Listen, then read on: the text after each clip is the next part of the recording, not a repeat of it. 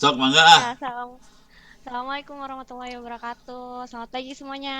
Oke, pagi-pagi. Assalamualaikum. Ya, kita mulai aja ya. Eh, Selamat datang di Data Science Webinar 2003 ini. Pertama-tama kita mulailah puji syukur kita panjatkan kehadiran Allah Subhanahu wa taala karena berkat dan karunia kita semua dapat hadir di ruang virtual ini untuk dapat mengikuti Data Science Webinar di Kota Tangerang Selatan. Perkenalkan, saya Devi selaku MC yang akan memandu berlangsung acara webinar pada hari ini. Nah, webinar kali ini mempunyai harapan agar bisa memberikan gambaran umum mengenai dunia profesional data science, dan dengan adanya webinar kali ini diharapkan pada para partisipan ini agar mendapatkan insight-insight yang menarik mengenai data science. Lalu, izinkan saya membacakan rangkaian acara webinar pada pagi hari ini. Yang pertama itu ada pembukaan dan doa, kemudian kedua ada arahan kegiatan yang akan disampaikan oleh Bapak Saiful Bahri selaku Kabid, dan ketiga ada penyampaian materi bersama narasumber terkeren kita nih, Profesor Rono. Keempat sesi tanya jawab, kelima ada penutupan.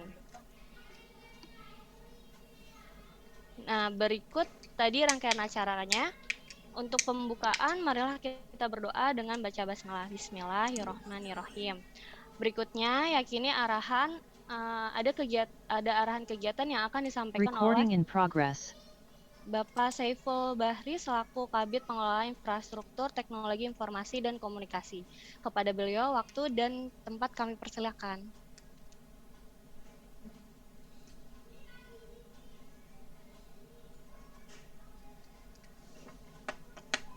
Ya, Di terima mana, kasih. Pak Ya, Saiful? sebentar, Bu. Udah? Ya, Ya, oke. selamat pagi, Pak. Nah, ya terima kasih atas waktu dan kesempatannya untuk di webinar. Assalamualaikum warahmatullahi wabarakatuh. Waalaikumsalam warahmatullahi wabarakatuh. Waalaikumsalam warahmatullahi wabarakatuh. Bergabung kembali nih, Prof. Oh, jangan khawatir. Seminggu ini kita bergabung terus. Siap, Prof. Siap dikawal, Prof ya. Prof di kantor apa di mana nih, Prof? Ini di rumah, di rumah. Oh, Di aman, Jakarta. aman, aman, berarti aman. Ya, Aman. ya baik. Terima kasih. Ya udah. Baik Bapak dan Ibu sekalian yang saya hormati, tentunya saya ucapkan selamat bergabung di kesempatan webinar yang kedua barangkali pagi hari ini. Saya barangkali berharap dari kegiatan ini, apa yang barangkali tadi sudah dibuka di dalam pembukaan, tentunya ini menjadi modal barangkali dari teman-teman semua. Kehadirannya sebenarnya belum banyak nih Pak Prof ya, dari peserta. Nggak apa-apa, Pak. Direkam, direkam. Nanti Kita diupload. langsung aja lanjut aja Prof ya. Ya, direkam upload Mudah-mudahan YouTube. ini harapan kami sih intinya Bapak Ibu peserta dapat mengikuti webinar ini dari awal sampai akhir. Mungkin tujuannya dari apa yang barangkali dilakukan oleh Pak Jimmy tentunya ini membuat banyak sekali informasi-informasi terkait dengan pemanfaatan data science dan infrastruktur terutama yang ada dikelola secara langsung oleh Pak Jimmy. Tentunya barangkali Prof ini mengawali tentunya banyak sekali hal-hal yang saya sendiri barangkali mengikuti juga nih Prof. Banyak yang nggak tahu juga terkait dengan pengelolaan terutama di data science dan infrastruktur. Tetap saya akan mengikuti juga Prof dari teman-teman. Alhamdulillah mudah-mudahan di internal kita Kominfo kemarin sih sudah kita sampaikan dari beberapa untuk bisa mengikuti acara webinar ini. Tujuan untuk sharing aja lah. Itu aja barangkali sebagai pembuka saya ucapkan barangkali terima kasih banyak atas kehadiran dan waktunya untuk bisa mengikuti acara ini dari awal sampai akhir. Wassalamualaikum warahmatullahi wabarakatuh. Waalaikumsalam Waalaikumsalam warahmatullahi wabarakatuh. warahmatullahi wabarakatuh. Oke, acara selanjutnya ada penyampaian langsung aja ya materi bersama profesor terkeren kita nih, Profesor Ono Widodo Purbo selaku narasumber kita. Apa kabar, Prof? Baik. Saya harus ngabsen Fatah nih sebenarnya, belum diabsen Fatah. Mau dikorbanin soalnya. Iya, itu sakit, Mana nih Prof. Fatah nih? Sakit Hah? hati. Fatah absen Fatah. Ada nggak Fatah? Mana Saya butuh buat masuk ke data center soalnya ntar. Ya udah nggak apa-apa, lanjut. Kalau nggak ada Mas Yopi, Pak. Oh ada Yopi, siap. Korban selanjutnya, siap. Nah, sekilas info nih, Profesor On ini adalah seorang tokoh yang lebih dikenal sebagai pakar di bidang teknologi informasi Indonesia.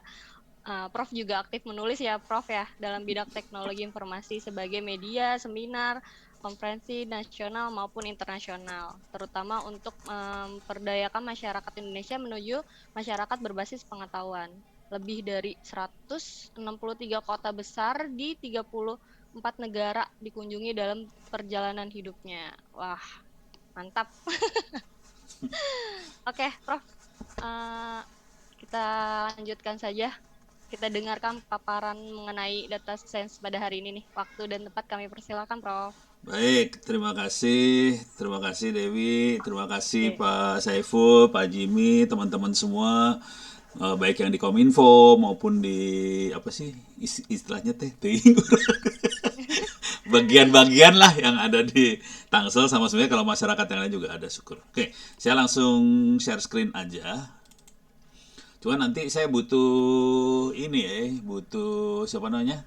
Pak Yopi nih, kalau bisa masuk ke ruang server buat ngasih lihat makhluknya seperti apa sih.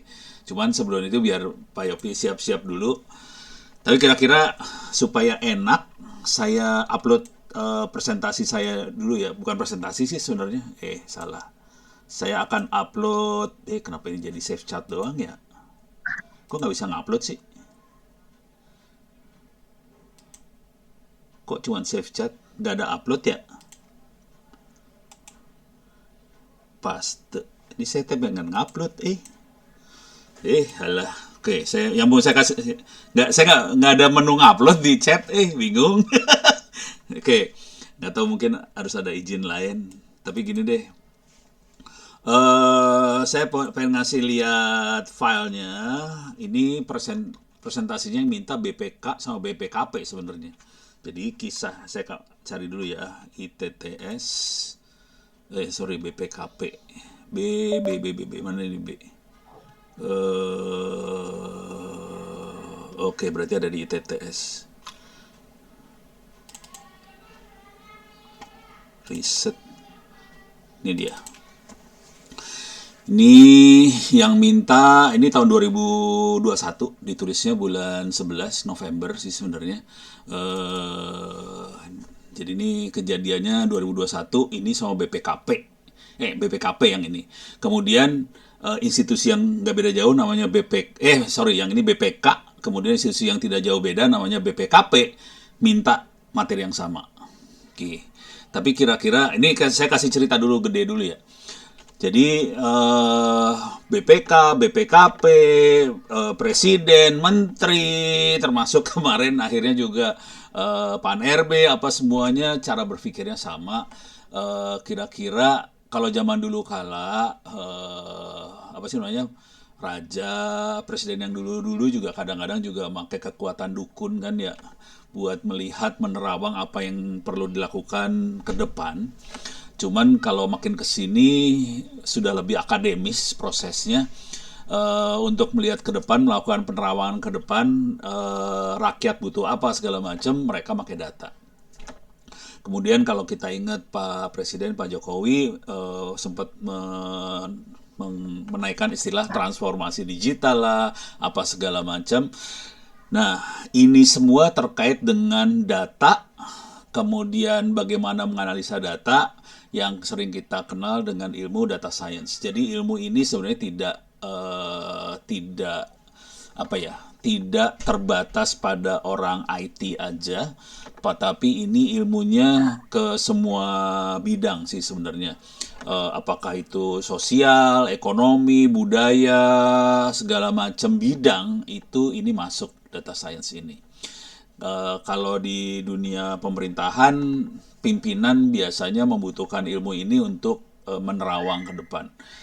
Kira-kira program apa yang cocok untuk rakyat. Rakyat itu maunya apa sih?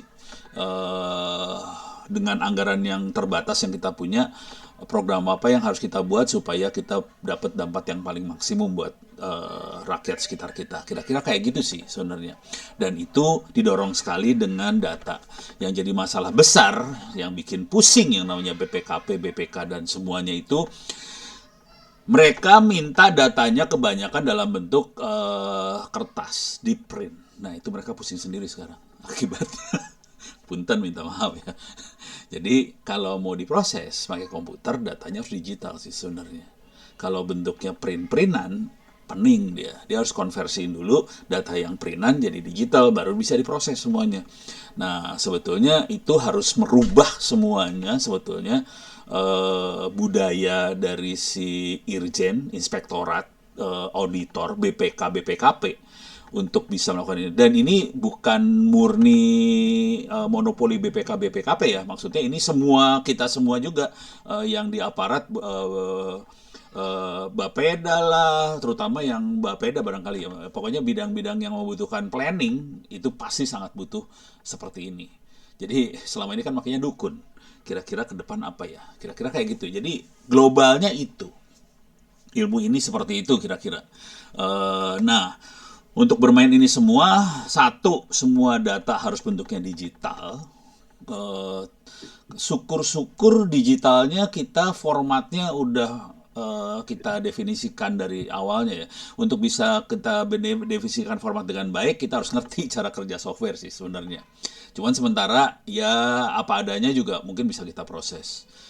Itu namanya big data biasanya. Jadi kalau datanya gede banget, formatnya sembarangan, kita sebut big data, kita proses dengan apa adanya.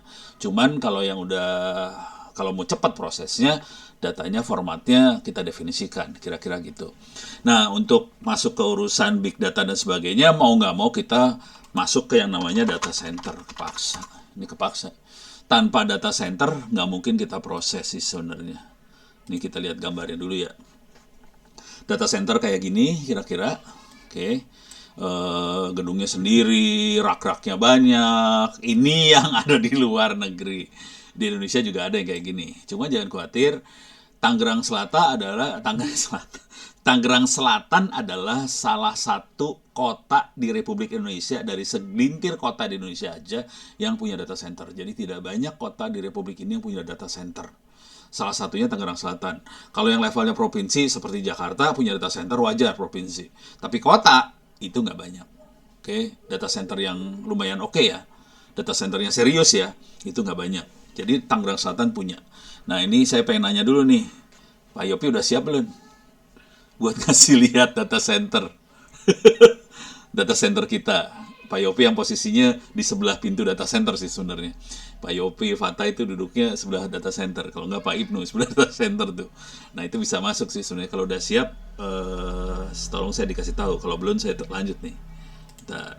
Sorry, saya lihat chattingan saya. Chattingan ada di mana ya? Coba. Oh, belum ada chat. Ya udah. Pak Yopi kalau siap tolong kasih tahu ya. Kalau enggak, jadi saya share screen lagi. Oke, saya share screen lagi. Jadi data center kira-kira seperti ini.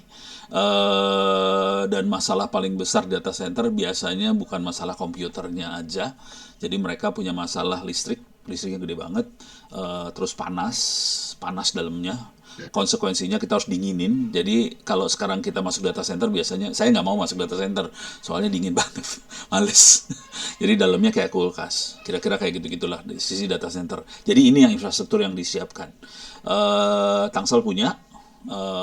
Harapan saya sih Anda bisa memaksimalkan infrastruktur yang ada ini supaya kita bisa ngasih masukan ke pimpinan sebaiknya arahnya kemana. Kira-kira gitu gambar besarnya. Oke, sekarang saya akan pelan-pelan masuk gambar kecil dan saya akan coba, kalau ada pertanyaan silahkan tulis di chat ya. Kalau ada pertanyaan silahkan tulis di chat. Jadi gedenya seperti itu, tapi nanti kita pelan-pelan akan masuk ke dalam yang namanya data science seperti apa. Ujung-ujungnya sebetulnya nanti dukun, kira-kira kayak gitu. Ujung-ujungnya sih perdukunan. Oke, ini coba saya bisa ngupload nggak sih file ini? Penasaran saya, kok save chat terus ya? Oh. more. Nggak ada, cuma save chat doang. Tidak ada. Aduh, gimana caranya? Tidak bisa diupload. Bingung. Kalau chat yang normal bisa ngupload, soalnya yang ini nggak bisa, saya bingung. Ya udah. Berarti coba mungkin ada di perpustakaan saya yang ada di online ya. Pustaka. Saya masuk ke web saya LMS Ono Sentro RID/pustaka, coba AI. Oke, ini ada sedikit. Oh, ini dia ada. Oke. Ada. Nih ya. Jadi paper tulisannya adalah transformasi digital yang ini dia, saya blok aja. Ini dia makhluknya. Saya copy pastein URL-nya kalau gitu.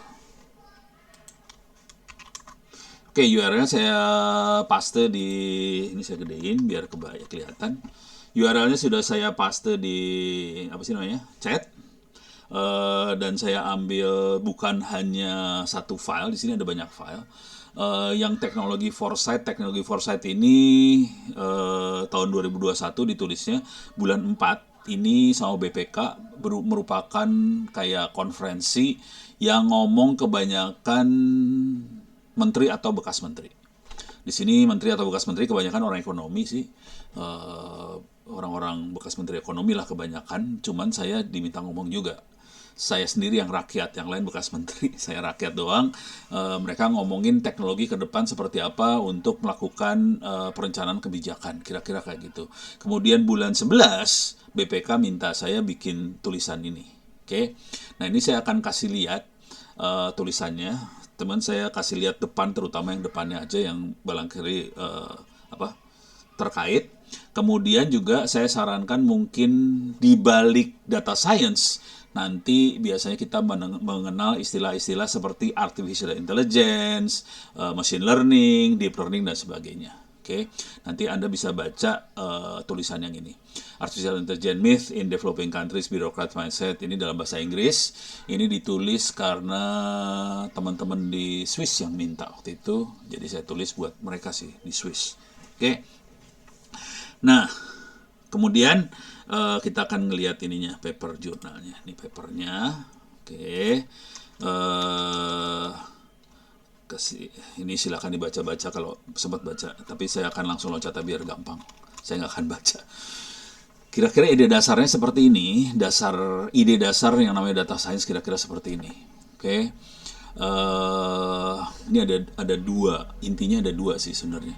Ini ada masyarakat, ada public, stakeholder, masyarakat, customer, sebagainya. Jadi ada di satu sisi ada masyarakat, customer, public, stakeholder. Di sisi ujung satu lagi adalah pimpinan atau pengambil putusan.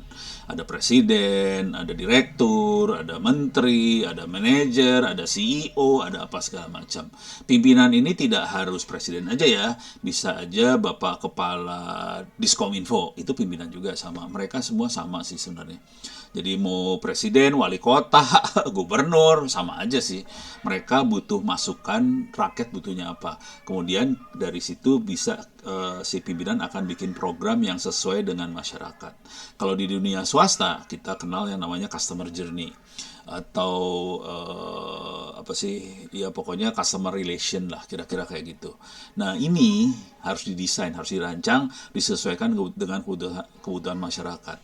Caranya gimana? Kita melakukan mata-mata. Jadi ada proses mata-mata di sini antara apa yang dilakukan oleh masyarakat supaya bisa masuk ke presiden dan sebagainya. Kebayang ya? Jadi prosesnya, siklusnya seperti ini aja. Pakai gambar sederhana seperti ini kita bisa lihat. Di dalamnya mulai kelihatan di sini. Di sini ada data science, ada data analytics, ada sensor. Sensor ini tidak harus tidak harus masyarakat aja sih sebenarnya. Kalau udah ngerti ilmunya, sebetulnya sensornya bisa sensor cuaca. Konsekuensinya kita bisa ngeramal cuaca. Jadi ini ada proses perdukunan sih sebenarnya. Kita pasang sensor, kita ngelihat apa yang terjadi, terus kita melakukan prediksi ke depan. Kira-kira kayak gitu ya. Udah ya, mulai kebayang ya di sini. Jadi siklusnya seperti ini. Nanti ada forecasting, prediction, sama klasifikasi di situ. Oke. Nah, sekarang saya kasih lihat. Ini saya nggak akan ngomong terlalu banyak. Saya akan ngasih lihat benda benernya seperti apa sih. Oke. Ini kita lihat yang sensor dulu ya. Rain viewer. Oke. Kita lihat rainviewer.com lah. Ini kalau kalau Yopi Fata udah tahu lah, saya hobinya ngeliat rainviewer.com ini. Soalnya saya takut kehujanan. Di sini ada live radar. Jadi di sini rainviewer.com. Ini ada aplikasinya di handphone, Anda bisa pakai juga, free, bisa kita download. Kita bisa masuk live radar. Jadi kita bisa lihat kondisi yang warna hijau kuning. Kalau yang kuning itu awannya pekat banget, kemungkinan besar hujan. Yang hijau ini awan udah mulai pekat, nanti sekitar hijau sebenarnya ada banyak awan-awan lagi. Ini kelihatan di tengah-tengah ini ada jam. Sekarang jam 9.50. Cuman dia bisa ngelihat ini dari jam 8 dia ngasih tahu kondisi awannya kayak gimana. Nanti nah ini jam 10 jam 10.20 dia bisa tahu jam 10 jam 10.20 seperti apa awannya. Ini kita bisa zoom ke Tangsel. Kita bisa lihat dan awan itu bergerak dari Selat Sunda ke arah Jakarta sih sebenarnya. Oke, dari situ kita bisa perkirakan kira-kira Tangsel akan hujan jam berapa sih kira-kira. Pas perkiraan itu namanya dukun udah. Tapi dia memperkirakan berdasarkan apa? Dari pergerakan awan sebelumnya. Jadi dia dicatat semua pada jam 8 awannya seperti apa, jam 7 seperti apa, jam 9 seperti apa. Sekarang udah mendekati jam 10, dia bisa tahu kira-kira awannya seperti apa. Cuman ini sampai sekitar jam 10, jam 11 awan masih aman. Jadi Tangsel nggak hujan. Cuman di sini ada beberapa awan yang mengerikan yang akan masuk ke Tangsel nih. Nah ini membesar. Nah ini mulai besar yang ini kalau makin besar lagi, kalau sampai Tangsel besar dia, hujan tuh. Cuman kemungkinan dia akan sampai Tangselnya mungkin siang kali ya, jam nggak tahu nih. Mudah-mudahan nggak kena Tangsel juga sih. Cuman posisi anda kan adanya di sini nih, kalau di zoom kelihatan. Oke. Ini kan kira-kira nih. Oke. Ini ada Puspitek. Nah, ini jalan kereta udah masuk sini nih. Ini jalan raya Serpong ya. Nah ini Siater nih kira-kira di sini kan, Siater sini ya. Di sini pojokan sinilah kira-kira. Mana sih? Tahu lah. Ya pokoknya daerah-daerah sini kan, Siater sini ya. Udah.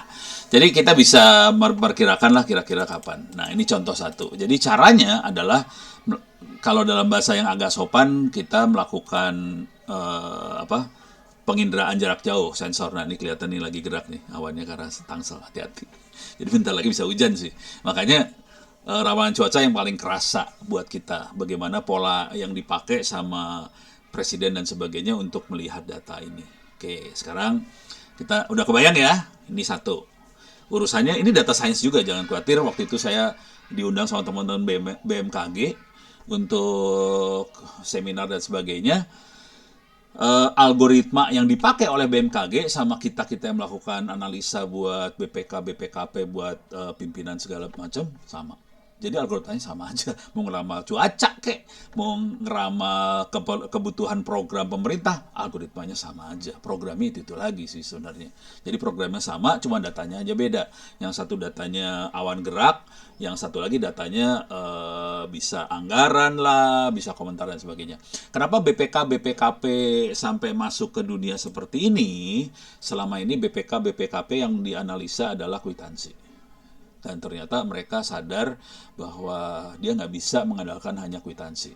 Karena mereka pengen ngelihat program kerjanya jalan apa enggak, bukan kwitansinya lengkap apa enggak. Ya itu penting, cuman kalau programnya nggak jalan, kwitansi lengkap kan sama juga bohong juga. Akhirnya mereka harus menganalisa program. Pada saat mereka menganalisa program, dia membutuhkan yang namanya machine learning, deep learning dan sebagainya. Itu udah ilmu yang lain banget, gitu ya. Wah, ada yang nanya nih, tunjukin. Oh, Yopi udah siap. Oke, kita kasih lihat Yopi. Siap ya. Sok, Yopi ambil alih layar. Sambil saya ngomong, saya sih ngomong aja. Yopi sudah siap. Mana Yop? Mana Yopi teh? Biar ngasih lihat. Jadi bahwa kita punya data center. Ini jangan khawatir ya, di satu republik ini tidak banyak kota yang punya data center seperti Tangsel. Biasanya kota-kota gede punya sih, cuman kalau kota-kota yang lebih kecil biasanya nggak punya. Tangsel kan gedenya kan nggak beda jauh sama Cimahi barangkali ya. Nah ini Cimahi aja seru nih urusannya, karena data centernya kemungkinan bukan punya Pemkot, kemungkinan punya swasta. Saya tahu beberapa teman swasta punya data center di Cimahi. Mana Yopi teh? Wah, Yop, iyalah. Kalau udah siap tolong kasih tahu. Ya, saya tungguin tidak keluar, saya balik deh. Daripada. Ini beres ya, udah kebayang ya. Ini Yopi belum siap nih kayaknya. Ya udah. Nah, sekarang kita akan, ini udah kebayang ya, kira-kira bentuknya gini. Sekarang saya pengen nanya ke Anda. Ini data saya sudah mulai kebayang, sekarang saya akan masuk. Coba kita buka toko-toko online, Tokopedia. Bisa kita buka Bukalapak, kita buka Shopee. Buka naon deui lah, ini Shopee kok belum. Oke, Shopee. Ini Bukalapak, ini Tokopedia. Oke. Turun ke bawah, ini banyak barang dagangan. Ini kelihatan dia nawarin kayak gini nih, elektronik banget nih ya. Ada service Xbox, ada jasa training, akses outdoor, ada apa segala macam. Terus juga iklan-iklannya tuh kelihatan iklan-iklannya teh elektronik pisan ya. Terus iklannya parah elektronik sekali di sini. Terus di sini sama kita coba lihat. Oke, nih ada memori, nih ada casing GoPro, ini ada fan, ini ada oncom, ini beda banget. Ada sambal oncom dari Lembang yang paling enak di dunia. Saya nyari di Jakarta gak ada. Aduh ampun, oncom di Jakarta nggak enak, enakan oncom di Lembang ternyata. Dah beres ya, ada nasi goreng dan sebagainya. Kalau kita lihat Shopee beda lagi nih iklannya. Pertanyaannya silahkan jawab di chatting. Oke, sekarang saya mau nanya, silahkan jawab di chatting ya. Kalau Yopi udah siap juga boleh bilang. Oke, silahkan jawab di chatting. Pertanyaannya gini, iklan setiap toko online, kalau kita masuk, iklan setiap toko online, iklan yang dikeluarin oleh toko online untuk setiap orang ya, sama atau beda? Jadi iklan yang dikasih ke setiap orang sama atau beda? Silahkan tulis di chatting. Iklannya sama atau beda? Jago semua langsung. Beda, karena semua pada suka shopping. Pertanyaan kedua. Pertanyaan simpel aja. Kita udah tahu beda ya, kita sepakat iklannya beda. Pertanyaannya, gimana caranya si toko online ini membedakan iklan setiap orang? Kenapa orang dapatnya elektronik? Kenapa siapa dapatnya misalnya fashion? Caranya dia bedain tiap orang gimana caranya? Coba. Sok, bangga. Google Analytics. Nah, ini menarik. Histori pribadi dari pencarian berdasarkan pencarian sebelumnya. Ini udah mulai kebaca nih pada. Oke. Kalau kita, nah ini udah keren.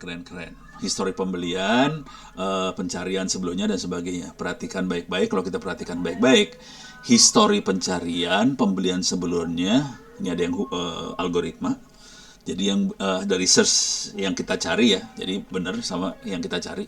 Jadi apa yang kita cari, apa yang kita beli itu dicatat. Akibatnya apa yang terjadi? Balik deh ke dia. Jadi sebetulnya dimata-matain. Apa yang kita lakukan dimata-matai oleh si toko online, ada sensornya.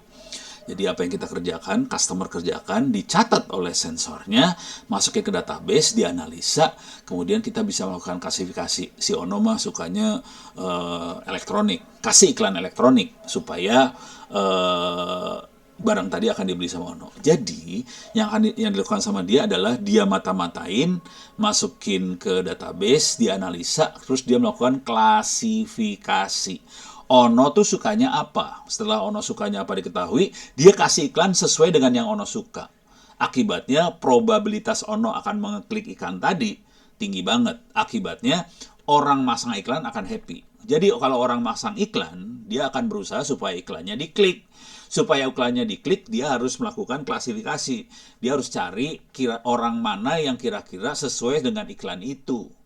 Jadi kan yang tukang masang iklan udah bilang, oke, ini iklan saya cocoknya buat tukang nyolder. Ini iklan saya cocoknya sama ibu-ibu yang suka fashion gitu. Jadi udah dikasih tahu nih karakteristik iklannya seperti apa. Setelah dikasih tahu, si Google atau apapun toko online tadi, dia akan nyesuaiin. Oh, ini tukang nyolder dikasih iklan solderan, ini tukang apa kasih sesuai, jadi persis sama. Akibatnya ini yang dinamakan customer journey atau customer experience. Jadi experience-nya enak banget. Kalau saya masuk ke toko online tadi, layanan yang dikasihkan persis sama yang saya harapkan. Itu namanya customer experience atau customer journey. Dan itu yang banyak dicari oleh startup, toko-toko online, semua service online, termasuk pemerintah. Sama, pemerintah juga sama. Pemerintah hanya bisa survive kalau layanannya sesuai dengan kepentingan masyarakat. Kalau layanannya tidak sesuai, ya bisa tidak dipilih lagi ntar ke depannya, gitu kan. Jadi itu sama aja sih sebenarnya. Oh, oke, Yopi udah siap. Oke, Yopi sudah siap. Saya stop screen ya. Saya stop screen. Oke, Yopi, silakan Yopi. Oh, harus dipin sama host dulu. Kumaha caranya? Saya bukan host. Sok host. Muncul nggak, Prof? Muncul Yop. Oke, buat teman-teman semua, ini adalah data center punya Tangerang Selatan. Sok, itu kelihatan kabel-kabelnya, kasih lihat kabel. Ini tadi dari belakang. Oh, ini dari belakang ya. Ini belakang nih, kayaknya belakang. Nah, ini kabel-kabelnya ya Yop ya. Tolong saya dikoreksi kalau saya salah ya Yop. Ini kabel-kabelnya itu yang Anda lihat. Nah, ini kosong, ini belum ada barangnya di sini kayaknya. Yang tadi ada server tadi. Ini di bawah tuh kayak ada servernya. Ini servernya bentuknya kayak gini nih servernya. Jadi kita punya.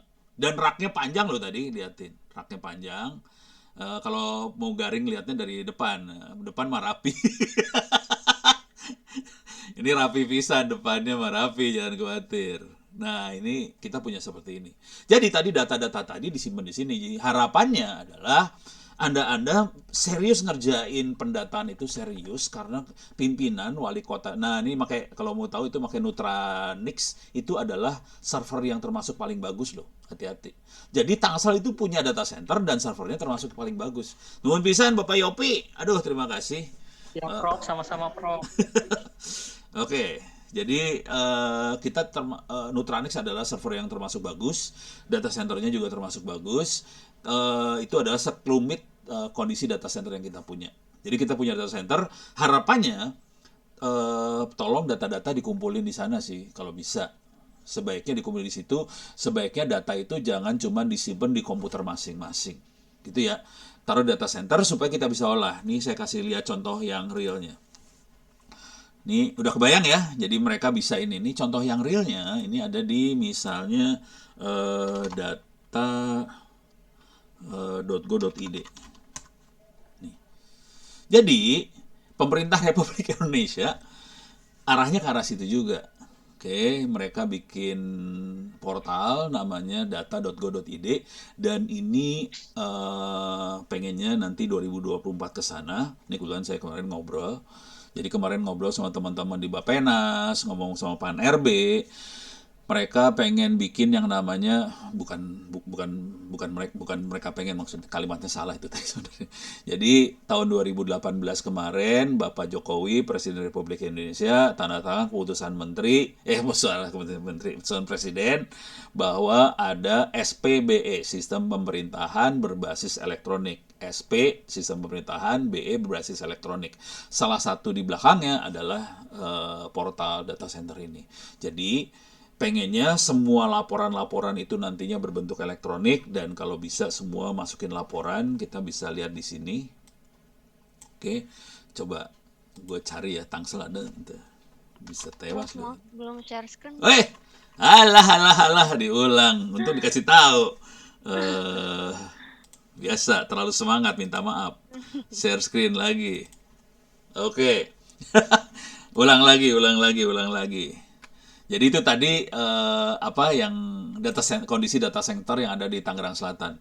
Dan itu tidak banyak kabupaten kota yang punya data center sebaik Tangerang Selatan. Tangerang Selatan punya data center termasuk yang salah satu yang terbaik di Republik Indonesia, jangan khawatir. Ya jelas kalah sama level kementerian atau provinsi kalah ya. Cuma di level kota hanya segelintir kota Republik Indonesia yang punya data center seperti Tangerang Selatan. Jadi kita termasuk bagus sekali sebenarnya data centernya, dan data center ini bukan sembarangan. Tadi kan kelihatan Pak Yopi sharing, kelihatan mereknya sih. Nah itu merek, bukan merek sembarangan, itu termasuk merek yang baik banget gitu ya. Nah ngomong-ngomong soal data center tadi, ini juga bukan inisiatif. Jadi kita kepaksa harus bilang ke teman-teman semua bahwa kalau bisa, kalau bikin laporan oke lah, mungkin BPK yang auditor itu masih suka mintanya kertas.